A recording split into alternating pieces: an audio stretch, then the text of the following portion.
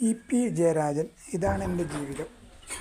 വണ്ടി ആന്ധ്രയിലെ ചിരാലയിലെത്തിയപ്പോൾ ഞാൻ മുഖം കഴുകാൻ വാഷ് ബേസിനടുത്തേക്ക് പോയി. പെട്ടെന്ന് പിടലിയിൽ എന്തോ വന്ന് അടിച്ചതുപോലെ കണ്ണിൽ ഇരുട്ട് കയറി. ട്രെയിൻ ആകെ മറിഞ്ഞു വീഴുന്നതുപോലെ. ഭയങ്കര ശബ്ദം. ചുറ്റും പുക മൂടിയിരുന്നു. അസഹ്യമായ വേദനയിൽ പിടയുകയായിരുന്നു ഞാൻ. ശരീരം കുഴഞ്ഞു പോകുന്ന അവസ്ഥ. ഞാൻ മലർന്നു വീണു.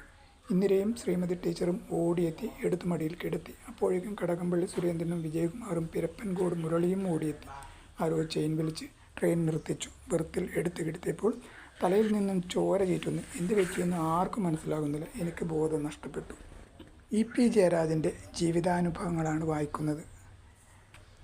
ഇരണാവിലെ വി.എം. കൃഷ്ണൻ നമ്പ്യാരുടെയും ചേലേരിയിലെ ഇ.പി. പാർവതിയമ്മയുടെയും മകനായി 1950 മെയ് 28 ജനിച്ചു. Kannapuram L P. School, Cherukunnu government high school, Kambil Mappila high school, Kannur S N. College, Kannur government polytechnic എന്നിവിടങ്ങളിൽ വിദ്യാഭ്യാസം. കെ.എസ്.എഫ്. ജില്ലാ സെക്രട്ടറി, കെ.എസ്.വൈ.എഫ്. ജില്ലാ സെക്രട്ടറി, സംസ്ഥാന സെക്രട്ടറി, ഡി.വൈ.എഫ്.ഐ. സ്ഥാപക പ്രസിഡന്റ്, കേരള കർഷക സംഘം സംസ്ഥാന സെക്രട്ടറി, സി.പി.ഐ.എം.